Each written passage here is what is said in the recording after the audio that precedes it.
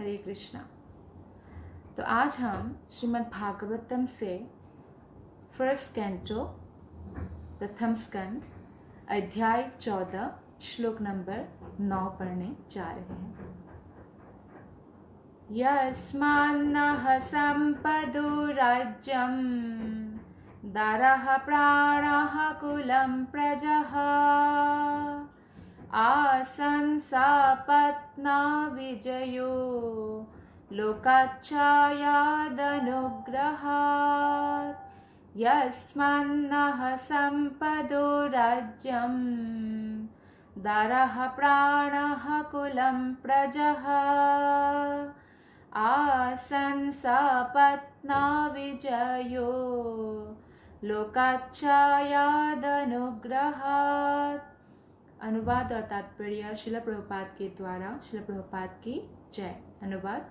केवल उन्हीं से हमारा सारा राजसी ऐश्वर्य, अच्छी पत्नियां, जीवन, संतान, प्रजा के ऊपर नियंत्रण, शत्रुओं पर विजय तथा उच्च लोकों में भावी निवास सभी कुछ संभव हो सका। यह सब हम पर उनकी अहेतुकी कृपा के कारण है। तो ये युधिष्ठिर महाराज बता रहे हैं, कृष्ण के गुणानुकीर्तन कर रहे हैं। कृष्ण का उन पर कितना विशेष कृपा है उस बारे में इस श्लोक में बताते हैं कि केवल उन्हीं से मतलब कृष्ण से, केवल कृष्ण से हमारा सारा राजसी ऐश्वर्य। एक भक्त हमेशा ऐसा सोचते हैं और यही सत्य है।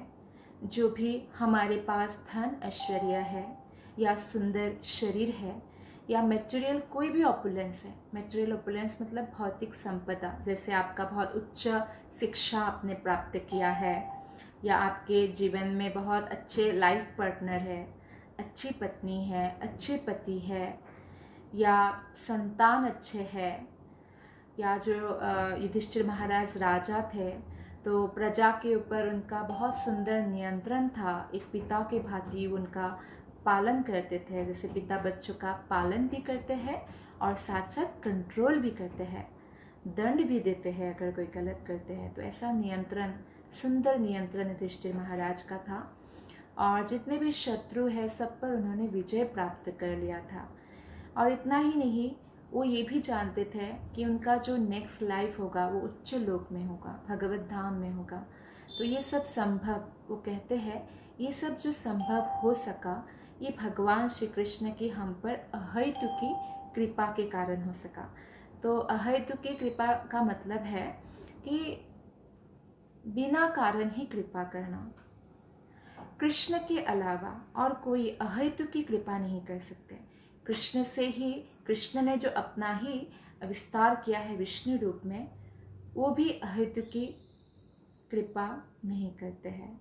जैसे कि परमात्मा हमारे हृदय में है, वो हमारे कर्म की साक्षी है और कर्म के अनुसार वो हमें फल प्रदान करते हैं।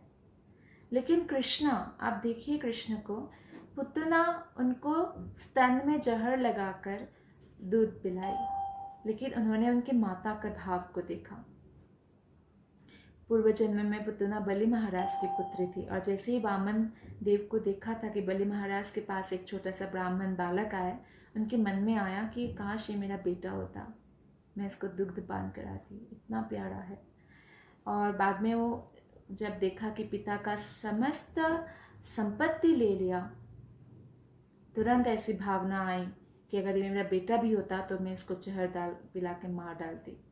ऐसा तो दोनों भाव भगवान ने ग्रहण किया। फिर पुतना के रूप में जब वो जन्मी, उसके बाद भगवान ने उनको गोलक में स्थान दिया। ये कृष्ण है। कृष्ण की अहेतुकी कृपा से पापी से पापी व्यक्ति भी सर्वोच्च लोक को प्राप्त कर सकते हैं। इसलिए भगवान ने भगवत गीता में 18वें अध्याय की 66 श्लोका में कहा है, सर्वधर्मान् परित्यज्य मामेकं शरणं व्रज अहम त्वां सर्व पापेभ्यो मोक्षयिष्यामि मा शुचः। बोला है कि सब धर्मों का परित्याग करके मेरे शरण में आओ, मैं तुम्हारे समस्त पाप नष्ट कर दूंगा, डरो मत। तो भगवान कृष्ण अहेतुकी कृपा करते हैं, बल्कि भगवान के जो बहुत विस्तार है, तो परमात्मा ही जो विस्तार है भगवान कृष्ण की ही, लेकिन वो हेतु की कृपा नहीं करते हैं। स्ट्रिक्ट है। जैसे वैकुंठ भगवान के ऑफिस है, जैसे एक व्यक्ति है, वो घर में भी सेम है और ऑफिस में भी सेम है। तो कृष्णा गोलक धाम में घर में है भगवान, और वैकुंठ में कृष्णा सेम है। विष्णु कृष्ण में अंतर नहीं है, कृष्ण से विष्णु है। लेकिन जैसे साधारणतः लोग सोचते हैं विष्णु से कृष्ण है, ऐसा नहीं है। शास्त्रों को गहन अध्ययन करने से हम ये बात जान पाते हैं। तो ऑफिस में है, ऑफिस में भगवान विष्णु स्ट्रिक्ट है, वैकुंठ में स्ट्रिक्ट है। लेकिन घर में कृष्ण के कंधे पे गोप बालक चढ़कर भी घूमते हैं। कृष्णा कितना मतलब गोपियों के साथ, गोप बालक के साथ कितना मधुर लीला करते हैं। घर में कोई प्राइम मिनिस्टर भी बन जाए, लेकिन घर में वो अपने बच्चों का माता पिता ही रहेगा या पिता ही रहेगा, तो उसको घर में ऐसा ही पिता जैसा ही वो मिलेगा रिलेशनशिप, है ना। लेकिन बाहर वो स्ट्रिक्ट रहेंगे, तो ऐसा है। तो इसलिए भगवान श्री कृष्ण बहुत अधिक दयालु है, और भगवान कृष्ण की कृपा से हमारे जीवन में जो भी है सब कुछ कृष्ण की कृपा है। एक भक्त ही ये बात को समझ पाते हैं, और हमें ऐसे ही समझना चाहिए। भौतिक संपन्नता में क्या माना जाता है? अच्छी पत्नी हो या अच्छा पति हो, अच्छा घर हो, बहुत सारा भूमि मिले हमें, लैंड हो, अच्छे संतानें हो, अच्छी संतानें, और राजसी पारिवारिक संबंध हो, बड़े बड़े लोगों के साथ संबंध हो, और कोई भी प्रतियोगिता हो या इस पर विजय प्राप्त करे, और पुण्य कर्म के द्वारा भौतिक सुविधाओं की बेहतर व्यवस्था के लिए उच्चतर देवी लोकों में निवास स्थान की प्राप्ति सम्मिलित है। जो पुण्यात्माएं हैं वो स्वर्ग लोग जाते हैं, लेकिन जो कृष्ण भक्त है शुद्ध, वो भगवत धाम जाते हैं। ये सुविधाएं न केवल खुद के कठोर श्रम से या अनुचित साधनों से प्राप्त की जाती है, अपितु भगवान की कृपा से प्राप्त होती है। तो ये जो सुविधाएं है, हम श्रम करते हैं, लेकिन ज़रूरी नहीं है कि हम श्रम करेंगे तो हमें कुछ लक्ष्य प्राप्त होगा, भौतिक संपदा कुछ प्राप्त होगा, तो ज़रूरी नहीं है। कई लोगों का सपना होता है हम नौकरी करेंगे, अभी हम बहुत टॉप मोस्ट इंजीनियरिंग कॉलेज में हैं या मेडिकल कॉलेज में हैं, हम बहुत सारा धन कमाएंगे, दूसरों की तरह करोड़ों में खेलेंगे, लेकिन हर कोई करोड़पति नहीं बन पाता है सेम एजुकेशन होने के बाद भी। क्यों? क्योंकि सबके कर्म का अलग अलग फल है और उसके हिसाब से उनको मिलता है। लेकिन जो भक्त है, भक्तों को कृष्ण की कृपा से सब प्राप्त होता है, सभी को कृष्ण के ही सैंक्शन से प्राप्त होता है। लेकिन जब तक कोई व्यक्ति कृष्ण के शरणागत नहीं होते, कृष्ण इंटरफेयर नहीं करते। परमात्मा देख लेते, कृष्ण का ही एक्सपेंशन है, कृष्ण और परमात्मा में ऐसे कोई डिफरेंस नहीं है, लेकिन फिर भी परमात्मा लेखा जोखा रखते हैं। इसलिए बोलते हैं फर्स्ट डिजर्व देन डिजायर, पहले आप योग्य बनो फिर इच्छा करो।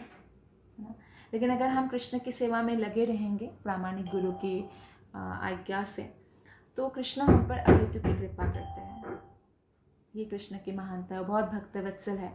आप देखिए कि नरसिंह भगवान, इसलिए हम नरसिंह चतुर्दशी मनाते हैं। तो नरसिंह भगवान जो है वो प्रहलाद महाराज के लिए इस धरातल पर आए और विशेष कृपा प्रदान किया प्रहलाद महाराज को। प्रहलाद महाराज को हमेशा उनके पिता हानि पहुंचा रहे थे। पहले तो बहुत प्रेम करते थे, लेकिन जब देखा कि ये विष्णु भक्त हो गए, हरि भक्त हो गए, तो उनको भगवान विष्णु से बहुत द्वेष था, हिरण्यकशिपु को। तो अपने ही पुत्र का मर्डर करना चाहते थे। हाथी से कुचलवाना, पानी में पत्थर बांध के फेंक देना, पहाड़ की चोटी से फेंक देना, सांप वाले कमरे में छोड़ देना, जहरीला सांप वाले, और न जाने कितना कितना आग में जलाने की कोशिश करना। लेकिन कुछ भी नहीं बिगाड़ पाए, क्योंकि भगवान स्वयं उनकी रक्षा कर रहे थे। तो जब भी हिरण्यकशिपु कुछ बोलते, प्रहलाद महाराज हमेशा मधुर स्वर में सम्मान देकर हिरण्यकशिपु से बात करते हैं। तो इस प्रकार हिरण्यकशिपु बहुत क्रोधित हो गए कि ये तो अपना भक्ति नहीं छोड़ता। तो बोला कि तेरा भगवान है कहाँ? तो प्रहलाद महाराज ने कहा कि भगवान तो सर्वत्र है। हिरण्यकशिपु कहते हैं इस खंभे में है। तो प्रहलाद महाराज कहते हैं हाँ बिल्कुल है। खंभा तोड़ देते हैं। भगवान सर्वत्र है लेकिन प्रकट अवस्था में नहीं है। लेकिन जैसे ही प्रहलाद के मुख से ये निकला कि यहाँ है और हिरण्यकशिपु देखना चाहते थे और खंभा तोड़ दिया, तो नरसिंह भगवान प्रकट हुए स्वयं। और इतना भयंकर क्रोध, पूरा संसार कांप उठा। क्यों क्रोध है? क्योंकि उनके प्रिय भक्त को असुर ने सताया है, इसलिए क्रोध है। तो नरसिंह भगवान हमारी भक्ति की रक्षा करते हैं और इसलिए हर वैष्णव को नरसिंह चतुर्दशी मनाना चाहिए। नरसिंह भगवान को बहुत प्रिय है पानक्कम। पानक्कम का मतलब है, अगर बहुत सिंपल तरीके से आप बनाएंगे तो अदरक का पानी बना लीजिए, अदरक को पीस कर उबाल दीजिए और उसके बाद जो है आप गुड़ मिला लीजिए और उसके बाद जो है नींबू निचोड़ कर फिर छान कर ठंडा करके फिर कृष्ण को यानी नरसिंह भगवान को भोग लगाइए। ये बहुत सिंपल तरीका है पानक्कम बनाने का, तो ये प्रिय है। तो नरसिंह भगवान का हम आरती भी गाते हैं रोज। नमस्ते नरसिंहाय प्रहलाद लाददायिने। क्यों गाते हैं? रक्षा के लिए। हे भगवान मेरी भक्ति की रक्षा कीजिए। अम्बरीश महाराज ने जब एकादशी व्रत किया था तो दूसरे दिन व्रत खोलना था, उससे ठीक पहले दुर्वासा मुनि आते हैं हजारों शिष्यों के साथ। और जब वो लोग स्नान करने नदी में जाते हैं, व्रत का समय हो गया था, तो थोड़ा सा जल लेकर अम्बरीश महाराज ने व्रत खोल लिया। क्योंकि जल लेना खाना नहीं भी है और व्रत टूट भी गया, लाइक दैट। तो इस तरह से जब दुर्वासा मुनि को पता चला तो उन्होंने अम्बरीश महाराज को मारने की कोशिश किया था, और लेकिन भगवान का सुदर्शन चक्र ही उनके पीछे लग गया। फिर दुर्वासा मुनि को समझ में आ गया। फिर वो बाद में अम्बरीश महाराज से क्षमा मांगते हैं भगवान विष्णु के कहने पर। खैर, हम इस स्टोरी को क्यों लेकर आए कि अम्बरीश महाराज को पता था कि दुर्वासा मुनि श्राप देने में बहुत प्रसिद्ध है, और अगर मैं उनसे पहले जल या अन्न कुछ भी ग्रहण करूंगा वो क्रोधित हो जाएंगे और मुझे हो सकता है मार देंगे। लेकिन आज एकादशी का पारण भी है। जैसे आप एकादशी का व्रत रखते हैं तो नेक्स्ट डे पारण टाइम में, एग्जैक्टली पारण टाइम के अंदर ही व्रत को खोलना बहुत ज़रूरी है, इम्पॉर्टेंट है, नहीं तो एकादशी अपराध लग जाता है। फॉर एग्जाम्पल आपका पारण टाइम एक एकादशी का पड़ा 7 से 10, तो उसके बीच में ही खोलना पड़ेगा, है ना। और नहीं खोलेंगे तो एकादशी अपराध लग जाएगा, फिर भक्ति में पतन हो जाएगा, ये सब भी हो सकता है। एकादशी बहुत प्रिय है ना कृष्ण को। लेकिन अम्बरीश महाराज ने देखा कि अगर मैं एकादशी का पारण नहीं करता हूँ तो मेरा भक्ति संकट में पड़ जाएगी। लेकिन अगर मैं दुर्वासा मुनि को अच्छा नहीं लगेगा मैं जल लूँ, व्रत खोलूँ, लेकिन फिर भी अगर मैं नहीं उनसे पहले ही मैं खा लूँ या कुछ पानी पी लूँ, उनको बुरा लगेगा, लेकिन ज़्यादा से ज़्यादा क्या होगा, मेरी मृत्यु हो जाएगी, मैं शरीर छोड़ूंगा, क्यों मुझे मार देंगे, दैट इज़ ओके। लेकिन भक्ति की रक्षा होनी चाहिए, इतना इम्पॉर्टेंट है भक्ति की रक्षा होना। तो नरसिंह भगवान जो है वो हमारी भक्ति की रक्षा करते हैं, इसलिए हमें उन पर हमेशा जो है उनकी आरती गाना चाहिए। और प्रहलाद महाराज को उन्होंने कितना प्रेम किया, उनको गोदी में बिठा के हिरण्यकशिपु को मारने के बाद उन्हें जीभ से चाटा कि नरसिंह रूप में थे, सिंहा रूप में थे ऊपर। और बाद में उन्होंने ब्रह्मा जी को डांटा भी कि क्यों ऐसा उल्टा पुल्टा अपने उनको वर दिया हिरण्यकशिपु को, है ना। तो इस तरह जो है भगवान स्वयं आते हैं भक्त की रक्षा के लिए। तो ये जो है हम श्रम करते ही कुछ प्राप्त करेंगे ऐसा नहीं है, हमें भगवान की सैंक्शन होना, भगवान की कृपा प्राप्त करना बहुत ज़रूरी है। तो इसलिए हर एक व्यक्ति जो बुद्धिमान है वो भगवान श्री कृष्ण के आशीर्वाद चाहता है और कृष्ण की सेवा में लगा रहता है। तो कलयुग का आधुनिकता प्रिय व्यक्ति निजी उद्यम में विश्वास करता है। जो लोग बहुत मॉडर्न है वो बोलते हैं हम अपने मेहनत से आगे बढ़ेंगे, भगवान कुछ नहीं होता, ऐसे बोलते हैं। यहाँ तक कि एक उदाहरण देते हैं श्रील प्रभुपाद कि भारत के एक महान सन्यासी शिकागो में दिए गए भाषण में परमेश्वर के आशीर्वादों का विरोध किया। तो ऐसे भी सन्यासी होते हैं। लेकिन जहाँ तक वैदिक शास्त्रों का संबंध है, जो वैदिक शास्त्रों को मानते हैं, जैसा कि श्रीमद् भागवतम के पृष्ठों में देखने में आता है कि सभी प्रकार की सफलता का अंतिम अधिकार परमेश्वर के हाथों में रहता है। तो महाराज युधिष्ठिर अपनी निजी सफलता के प्रसंग में इस सत्य को स्वीकार करते हैं। इसलिए मनुष्य के लिए करने योग्य यही होगा कि वो महान राजा एवं भगवान के भक्त के पद चिन्हों का अनुसरण करे, जिससे हमारा जीवन पूर्णतया सफल हो जाए। तो युधिष्ठिर महाराज को हमने देखा, उनके पास क्या नहीं था? सब कुछ था, पर अहंकार नहीं था। वो कृष्ण के शुद्ध भक्त थे और वो कृष्ण के अहेतु की कृपा को अनुभव कर सकते हैं। जैसे आप पर किसी व्यक्ति ने बहुत एहसान किया या बहुत हेल्प किया, लेकिन आप उस हेल्प को अगर भूल जाते हैं तो उस व्यक्ति के साथ आपका कुछ स्ट्रॉन्ग बॉन्ड नहीं बन पाएगा। लेकिन अगर आप उसको हमेशा याद रखते हैं तो उस व्यक्ति के प्रति आपके हृदय की भावना हमेशा पवित्र रहेगा। तो उसी प्रकार जब युधिष्ठिर महाराज ये सब अनुभव करते हैं कि कृष्ण ने कितना कृपा किया उन पर, तो वो हमेशा जो है भगवान के प्रति कृतज्ञ अनुभव करते हैं और अधिक जितना दिन जाता है उतना। जैसे कि प्रहलाद महाराज से हमें सीखने का है कि आप देखिए, प्रहलाद महाराज के पिता तो उनका मर्डर करना चाहते थे ना, लेकिन अगर हमारे परिवार में भी हमें भक्ति में बाधा मिल रही है, जैसे प्रहलाद महाराज को मिला, तो जैसे प्रहलाद महाराज ने सहन करते हुए भक्ति करते रहे, भक्ति नहीं छोड़ा, लेकिन पिता की ये बात नहीं माना कि भक्ति नहीं करना, लेकिन अपना करते हुए भी करते रहे, है ना। तो पिता के जो अत्याचार है उसमें भी वो मधुर स्वर से ही पिता से बात करते थे। तो इसी प्रकार बहुत सारे प्रोवोकिंग सिचुएशन है हमारे आसपास, बहुत सारे लोग हैं जो क्या बोलते हैं कि आपका जो है मन को डिस्टर्ब करने की कोशिश करेंगे। लेकिन फिर भी अगर प्रहलाद महाराज की तरह हम निरंतर कृष्ण के स्मरण कीर्तन वंदन में व्यस्त रहेंगे तो ये सब बातें हमें इतना परेशान नहीं करेगी। तो श्रील प्रभुपाद बताते हैं कि भगवान की मर्जी के बिना कोई सफलता प्राप्त नहीं कर सकता है।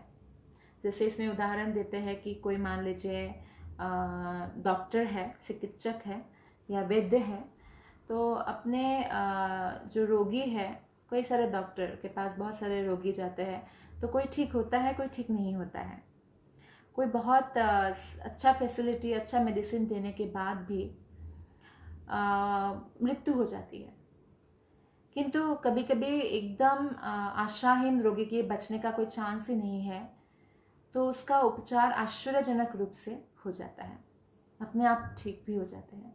ऐसा होता है ना कि कोई बहुत अच्छे डॉक्टर के पास जाते हैं फिर भी मृत्यु हो जाती है, और कोई बहुत अच्छे डॉक्टर उनके अफोर्ड नहीं कर सकते, बस बीमारी सेम है पर ठीक हो जाते हैं। कई बार ऐसा होता है आश्चर्यजनक से। इसलिए निष्कर्ष ये निकला कि सारी घटनाएं चाहे अच्छी हो या बुरी, भगवान की मर्जी के कारण होती है, घटती है। किसी भी सफल व्यक्ति को अपनी सफलता के लिए भगवान के प्रति कृतज्ञता का अनुभव करना चाहिए। तो इससे आज की श्लोका से हमने सीखा कि हमें हमेशा भगवान के प्रति कृतज्ञता का अनुभव करना चाहिए। अब कोरोना का समय है, कितना ऑक्सीजन वगैरह की ज़रूरत है और कितना पैसा खर्चा हो रहा है लोगों का, तो ऑक्सीजन का भी पैसा लग रहा है, लेकिन कृष्ण ने हमें इतना भरपूर मात्रा में ऑक्सीजन दिया, सूर्य का रोशनी दिया, दिन में रात में चंद्र दिया, सब कुछ दिया, खाना पीना सब कुछ। तो इसलिए हमें भगवान के प्रति कृतज्ञ अनुभव करना चाहिए। जो भी हमारे पास है वो कृष्ण की कृपा है। Thank you very much. Hare Krishna.